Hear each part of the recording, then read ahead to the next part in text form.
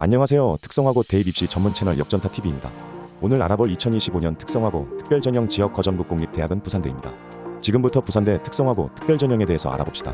부산대 특성화고 특별전형은 학생부 교화전형의 특성화고교 졸업자 전형명으로 모집을 하고 있습니다. 타 대학들이 정원 외 전형으로 별도 구별해서 모집하는 데에 반면 부산대는 정원 내 모집을 진행하고 있습니다.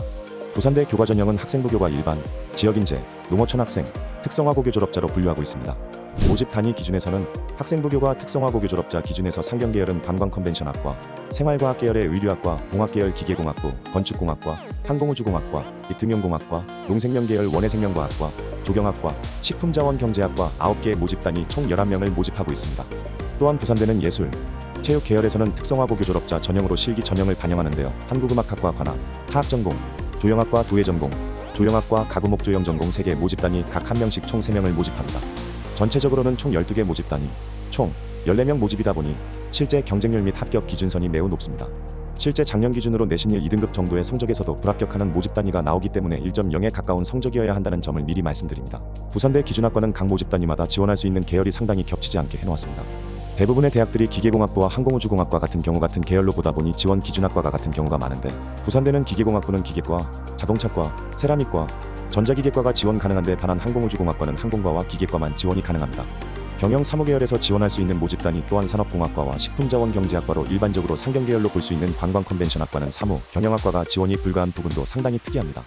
나머지 각 모집 단위도 정말 우리 학과는 배우는 교육과정에만 완전히 맞추어 기준학과를 매우 정밀하게 분류했다는 식의 기준학과를 설정했기 때문에 타 대학을 지원할 때 대충 여기는 내가 지원이 가능했다라는 식의 생각을 가지고 기준학과를 결정하시면 정말 큰일 납니다.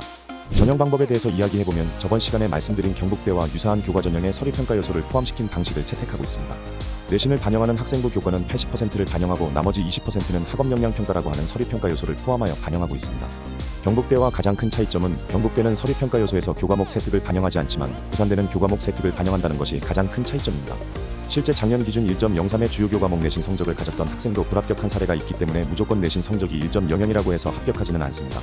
학업 역량평가 내용은 교육과정 이수 노력 및 적절성 평가하는데 실제 교과목 이수 현황과 교과목 세특을 중심으로 반영하고 있으니 부산대 지원 시에는 세특과 지원 모집 단위와 연관되는 교과목 이수 현황도 같이 확인해 주시기를 바랍니다. 반영교과 영역은 국어, 수학, 영어, 사회, 과학, 한국사 등 주요 교과목과 전문 교과목을 반영하고 있습니다. 주요 교과목은 석차 등급을 중심으로, 전문 교과목은 성취도를 중심으로 교과 영역에 대해서 정량 평가합니다. 교과 성적 산출식은 등급을 부산대 등급 점수로 환산합니다. 1등급은 100점, 2등급은 99점, 3등급은 98점, 4등급은 97점으로 6등급까지는 점수 차이가 1점씩 나다 보니 2등급 혹은 3등급에서도 합격하는 케이스가 일어날 수 있습니다.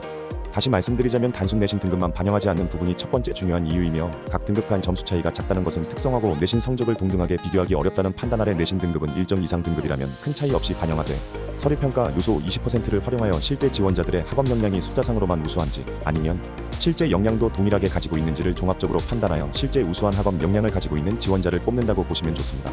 특성화고 전문교과 성적 반영은 표준 점수인 Z값 산출 방식을 활용합니다. 표준 점수는 본인 점수에서 과목별 평균 점수를 뺀 후 과목별 표준 편차를 나누면 나오는 점수입니다. 학생들이 단순하게 내신 성적표를 통해서 계산하기는 쉽지 않습니다만, 학교마다 3학년 1학기 이후 1학년 1학기부터 3학년 1학기까지의 전체 내신 성적표를 정리하여 보여주는 경우에는 표준 점수까지 나와 있어 좀 더 쉽게 확인하실 수 있습니다. 각 표준 점수에 맞는 등급으로 변경하여 주요 과목처럼 등급 점수로 환산하는 방식을 취하고 있으며, 주요 과목의 전문교과 등급까지 합산한 점수로 내신 성적은 총점을 계산합니다. 학생부 교과 학업역량평가 반업은 크게 학업역량 13%와 진로역량 7%로 이루어져 있습니다. 우선 교과 이수 노력은 계열 지정 교과 이수 단위 및 총합, 그리고 계열별 지정 교과 내 일반 선택 과목 이수 현황, 교과목 세특을 통해 지원하는 모집 단위와 연관되는 교과 과정을 얼마나 이수했는지를 확인합니다. 진로 역량은 교과 위계성이라고 해서 계열별 교과 위계 단계를 준수하고 있는지를 확인합니다.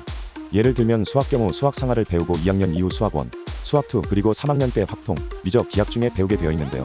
이를 얼마만큼 준수하여 그 위계 순서대로 학습을 했는지를 확인합니다.